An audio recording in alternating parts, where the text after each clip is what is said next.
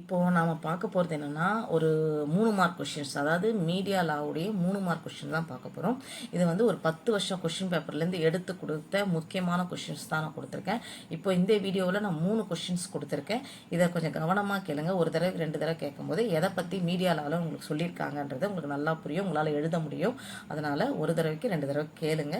So என்னுடைய video உடனுக்குடன் கிடைக்க நீங்கள் சப்ஸ்கிரைப் பண்ணிவிடுங்க. தேங்க்யூ. வாங்க வீடியோக்குள்ளே போகலாம். எல்லாருக்கும் வணக்கம். இன்றைக்கி என்ன பார்க்க போகிறோன்னா மீடியா லாவுடைய 3 மார்க் கொஷின்ஸ் தான் பார்க்க போகிறோம். இது முதல்ல இங்கிலீஷில் சொல்லிவிட்டு தமிழில் சொல்கிறேன். அது கொஞ்சம் கவனமாக கேட்டுக்கிட்டே வந்தீங்கன்னா உங்களுக்கு எதை பற்றி சொல்கிறேன்றது உங்களுக்கு நல்லா புரிய வரும். அதே மாதிரி என்னுடைய போடுற வீடியோ உடனுக்குடன் கிடைக்கணும்னா நீங்கள் சப்ஸ்கிரைப் பண்ணிவிடுங்க. Thank you viewers. வாங்க நம்ம வீடியோக்குள்ளே போகலாம். ஃபஸ்ட்டு வந்து என்ன கொஷின்ஸ்னால் டிஃபமேஷன் அப்படின்றாங்க. டிஃபமேஷன் அப்படின்றது என்னென்னா அவதூறு, ஒருத்தரை வந்து அவதூறாக பேசுறது அப்படின்றாங்க.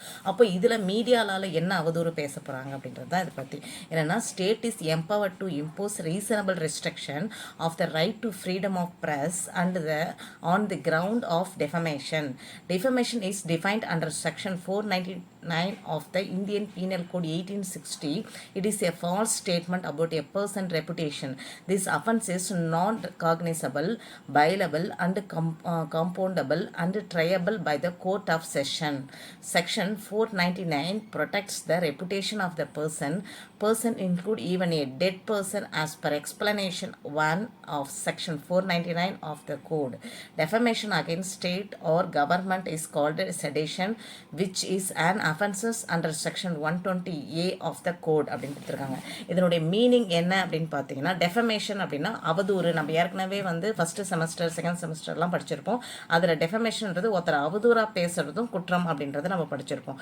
இதில் வந்து அவதூறு என்ற அடிப்படையில் பத்திரிகை சுதந்திரத்திற்கான நியாயமான கட்டுப்பாடுகளை விதிக்க அரசுக்கு அதிகாரம் உள்ளது. ஏன்னா பத்திரிகைகளை எதை வேணாலும் எழுதலாம் அப்படின்றது கிடையாது. அரசுக்கு வந்து அதிகாரம் இருக்குது, இவ்வளோதான் நீங்கள் பேசணும் அப்படின்ற ஒரு கட்டுப்பாடை கொடுக்குது.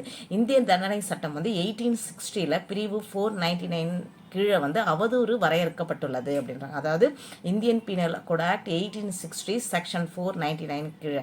அப்போ இது ஒரு நபரின் நற்பெயரை பற்றிய தவறான அறிக்கை. இந்த குற்றமானது அறிய முடியாதது. அப்படின்னா ஒருத்தரை பற்றி தவறாக நம்ம சொல்லிட்டோம் அப்படின்னா அவரது குற்றமா உண்மையா தவறான்றது எதுவுமே யோசிக்காம பத்திரிக்கை போட்டுட்டோம் அப்படின்னா அரசு வந்து அது கட்டுப்படுத்துது, நீ அதை மாதிரி செய்யக்கூடாது அப்படின்னு சொல்லிட்டு. அதுக்கப்புறம் ஜாமீன் பெறக்கூடியது மற்றும் கட்டுப்படுத்தக்கூடியது மற்றும் செஷனில் நீதிமன்றத்தால் விசாரிக்கப்படக்கூடியது என்று இந்த மாதிரி நிறைய விஷயங்கள் இருக்குது. இது எல்லாமே அரசால் செய்யக்கூடியது. அது வந்து பத்திரிக்கை வந்து டைரக்டாக குற்றம் வந்து சுமத்திடக்கூடாது. அப்போது அவங்க மேலே ஒன்றும் குற்றமானதாக அறிய முடியாதது. அவங்க வந்து சொல்லிட்டாங்க அப்படின்னா அது குற்றமா இல்லையானது நம்மளால் அறிய முடியாது. ரெண்டாவது, ஜாமீனில் பெறக்கூடியதா இல்லையா, இல்லது கட்டுப்படுத்தக்கூடியதா இல்லையா, இல்லை கூட்டப்படக்கூடியதா இல்லையா, இல்லது செஷனில் நீதிமன்றத்தால் விசாரிக்கப்படக்கூடியதா இல்லையா என்றது நமக்கு எதுவுமே தெரியாது. அதனால் இதுக்கெல்லாம் வந்து அரசு வந்து கட்டுப்படுத்துது. நீ இவ்வளோதான் உன் பத்திரிகை சுதந்திரம் அப்படின்னு சொல்லிட்டு சொல்லுது. அதுக்கப்புறம் பிரிவு 499 நபர்களினுடைய நற்பெயரை பாதுகாக்கிறது. அப்படின்னா என்னன்னா, நீ ஒருத்தரை பற்றி நீ அவதூறாக சொல்லிடுற அப்படின்னு சொல்லி குற்றம் செய்யக்கூடாதுன்னு சொல்லிட்டு அரசு கட்டுப்படுத்துது இல்லையா.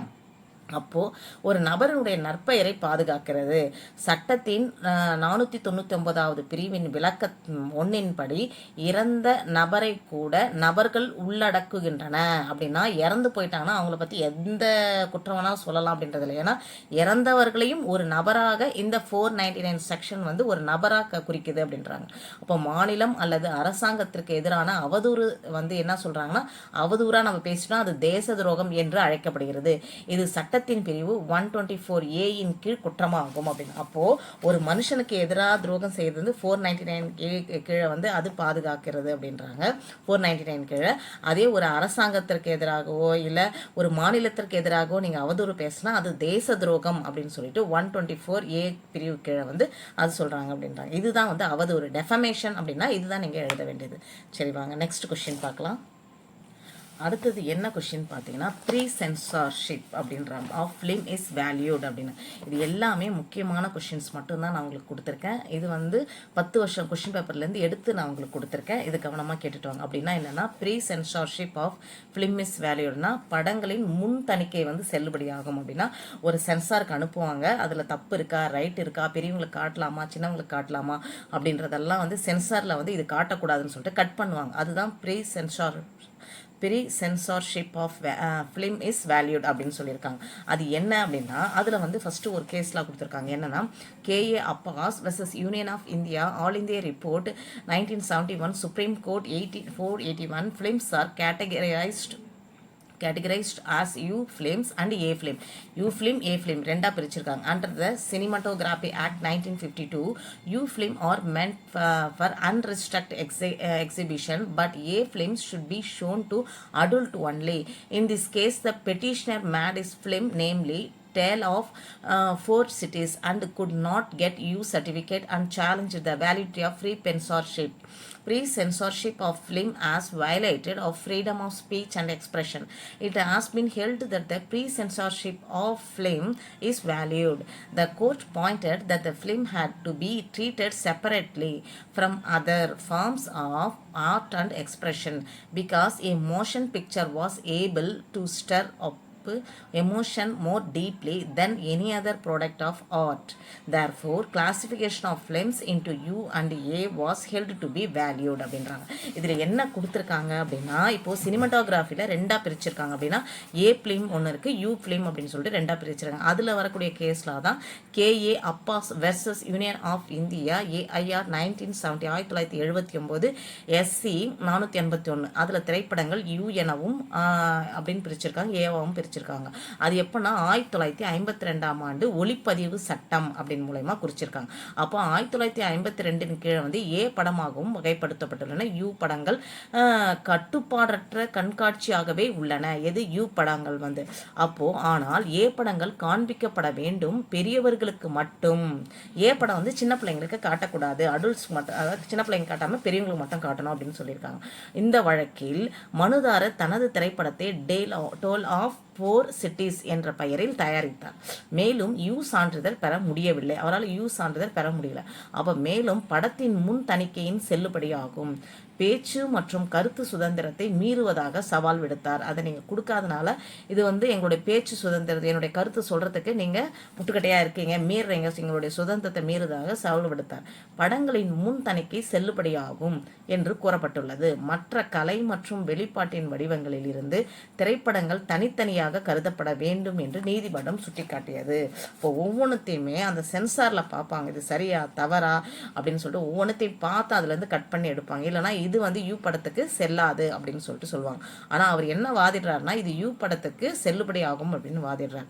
அதுக்கப்புறம் எனவே திரைப்படங்கள் வந்து நீதிமன்றம் சுட்டிக்காட்டுது. எனவே கலையின் மற்ற தயாரிப்புகளை விட ஒரு மோஷன் பிக்சர் உணர்ச்சிகளை ஆழமாக தூண்ட முடியும். எனவே திரைப்படங்களை யூ மற்றும் ஏ என வகைப்படுத்துவது செல்லுபடியாகும் என கருதப்பட்டது. ஏன்னா இந்த மாதிரி படங்கள் வந்து ஒரு எமோஷனலாக இருக்குது அப்படின்னா அதெல்லாம் வந்து உணர்ச்சிகளை தூண்டக்கூடியது. ஏ படம்லாம் வந்து உணர்ச்சிகளை தூண்டக்கூடியது. அதனால் எங்களுக்கு தனித்தனியாக வந்து நீங்கள் காட்டணும், யூ படம் தனியாக ஏ படம் தனியாக காட்டணும் அப்படின்னு சொல்லியிருக்காங்க. அதில் வந்து ஒரு கேஸ்லாம் கொடுத்துருக்காங்க. என்ன அப்படின்னா பிரகாஷ் ஜா ப்ரொடக்ஷன்ஸ் எதிராக union of India 2011 8 எஸ்எஸ்சிக்கு 2011 8 SCC 372 it has been held by the court that film certificate by censor board for public exhibition cannot be subjected to further censorship by state government because such power is not available to state government அப்படின்றாங்க. என்ன சொல்லியிருக்காங்கன்னா அந்த பொது காட்சியின், அதாவது பிரகாஷ் ஐ production எதிராக union of India அதில் என்ன சொல்லியிருக்காங்கன்னா பொது கண்காட்சிக்கான பொதுக்குழுவிற்கான தணிக்கை வாரியத்தால் சான்றளிக்கப்பட்ட திரைப்படத்தை மாநில அரசாங்கத்தால் மேலும் தணிக்கைக்கு உட்படுத்த முடியாது அப்படின்னு சொல்லியிருக்காங்க என்று நீதிமன்றம் கூறியுள்ளது. ஏனெனில் அத்தகைய அதிகாரம் இல்லை, யாருக்கு இல்லைன்னா மாநில அரசுக்கு இல்லை. நீதிமன்றம் ஒத்துக்கிச்சுன்னா மாநில அரசால் எதுவும் செய்ய முடியாது அப்படின்னு சொல்லி இது முடிச்சிருக்காங்க. இதுதான் pre censorship of film is valued அப்படின்னு. அப்போது ப்ரீ சென்சார்ஷிப்னு கேட்டிங்கன்னா 3 மார்க் கேஸில் கேட்டாங்கன்னா நீங்கள் இதுதான் எழுதணும். ஏ-யூ படம் வச்சு எழுதணும். அதனுடைய சினிமாட்டோகிராஃபி ஆக்ட் வந்து 1952 இது 2வது பாயிண்ட், அதை வச்சு எழுதுங்க. ஸோ இதுக்கு வந்து பேச்சு கருத்து சுதந்திரமெல்லாம் இருக்குது, ஆனால் அவங்க தடுக்கிறான்னு சொல்லிட்டு அந்த கேஸ்லாம் வச்சு நீங்கள் எழுதணும். சரி, வாங்க நெக்ஸ்ட் கொஸ்டின்ஸ் பார்க்கலாம். அடுத்தது என்னென்னா சந்தா கமிட்டி ரிப்போர்ட் அப்படின்ற ஒன்று ஸ்டார்ட் பண்ணாங்க. அதாவது இதுவும் 3 மார்க் கொஷின்ஸ் தான். இது என்னென்னா ரொம்ப முக்கியமான கொஷின் என்னென்னா, there was a demand from all the comers of the country for reformation of the broadcasting law. The reformation are meant to liberate the media from that state control and to provide autonomy with the neutrality and objective functioning in a step towards the reformation of broadcasting law in India. The government of India has constituted a committee headed by A.K. Chanda, a former Auditor General on broadcasting and information media in December 1964. This is popularly known as Chanda Committee அப்படின்றாங்க. என்ன சொல்ல வராங்க இதில் அப்படின்னா, சாலை மறியல் சட்டத்தில் சீர்திருத்தம் செய்ய வேண்டும் அப்படின்னு சொல்லியிருக்காங்க. This was demand from all commerce of the country for reformation of the broadcasting அப்படின்றாங்க. பிராட்காஸ்ட் சீர்திருத்தம் செய்ய வேண்டும் என்றும் நாட்டின் அனைத்து மூலைகளிலிருந்தும் கோரிக்கை எழுந்தது அப்படின்றாங்க. எதுக்காக? இந்த சீர்திருத்தமானது ஊடகங்களை அரசின் கட்டுப்பாட்டிலிருந்து விடுவித்து நடுநிலை மற்றும் புறநிலை செயல்பாடுகளுடன் தன்னாட்சியை வழங்குவதை நோக்கமாக கொண்டது. இந்தியாவில் ஒலிபரப்பு சட்டத்தின் சீர்திருத்தத்தை நோக்கிய ஒரு படியாக இந்த அரசாங்கம் ஏகே தலைமையில் ஒரு குழுவை அமைத்துள்ளது.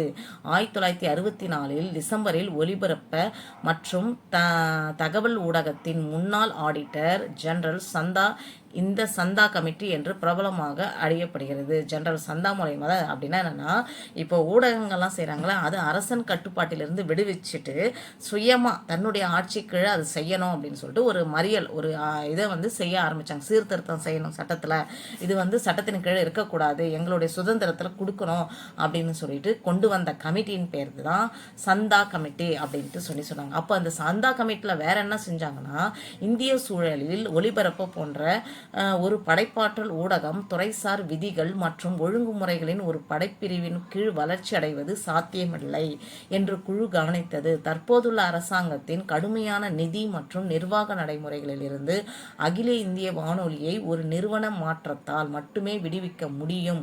ஊடகத்தின் தவறான பயன்பாட்டை தடுப்பது அல்லது நிறுத்துவது என்று எதிர்மறை அம்சத்தை விட அகில இந்திய வானொலியை இந்திய நிலையில் ஆக்கப்பூர்வமான ஊடகமாக உருவாக்க குழு தூண்டியது. அப்போது இந்திய வானொலி ஃபஸ்ட்டு ரேடியோ தானே இருந்துச்சு, அதன் மூலயமா இவங்க சும்மா சட்டத்தை கொடுத்து நம்மளை கடுமை பண்ணிகிட்டே இருந்தாங்க. நம்மளால் எதுவுமே சுதந்திரமாக சொல்ல முடியாது. அப்போ சுயமான ஒரு ஆட்சி வேணும் அப்படின்னு சொல்லிட்டு வானொலி மூலயமா சொல்ல ஆரம்பித்தாங்க. அப்போ வானொலியை தூண்டி விட்டாங்க. ஆக்கப்பூர்வமான ஊடகமாக உருவாக்க குழு தூண்டியது. 1975-77 எமர்ஜென்சியின் போது அப்பட்டமான மற்றும் பரவலான ஊடக தவறாக பயன்படுத்தப்பட்டது. அப்போ ஒரு தவறாக பயன்படுத்தப்பட்டது. அப்போ கோட்பாட்டளவில் அகில இந்திய வானொலி ஒரு தேசிய நாளிதழின் தற்போதைய ஆர்வமுள்ள தலைப்புகளை புறநிலையாக முன்வைக்க சுதந்திரமாக இருந்தாலும் நடைமுறையில் முக்கியமாக 2 காரணங்களுக்காக அவ்வாறு செய்ய தவறிவிட்டது என்று குழு தெளிவாக சுட்டிக்காட்டியது. முதலாவது, இயக்குனர் ஜெனரலின் கொள்கை வகுக்கும் செயல்பாடுகளை அடுத்தடுத்து அமைச்சர்கள் அபகரித்து நிகழ்ச்சி திட்டமிடல் மற்றும் விளக்க காட்சி விஷயங்களில் கூட தலையிட தொடங்கினார். இரண்டாவதாக, கேள்விக்கு இடமில்லாத இணக்கத்தை உறுதி செய்யும் வகையில் இயக்குனரின் தேர்வு செய்யப்பட்டது.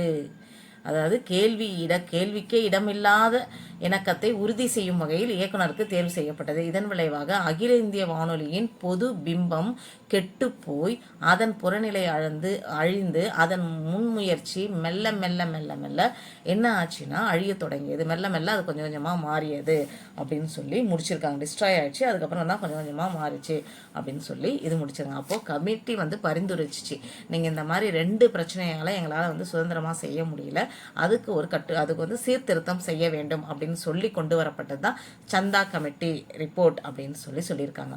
ஸோ இந்த 3 கொஷின் சொல்லியிருக்கேன். முக்கியமாக இந்த 3 கொஷினுமே பல தடவை வந்திருக்கு. ஒரு தடவைக்கு 2 தடவை கேளுங்க, கண்டிப்பாக உங்களுக்கு புரியும். நான் போடுற வீடியோ உங்களுக்கு உடனுக்குடன் கிடைக்கணும்னா சப்ஸ்கிரைப் பண்ணிடுங்க. Thank you viewers.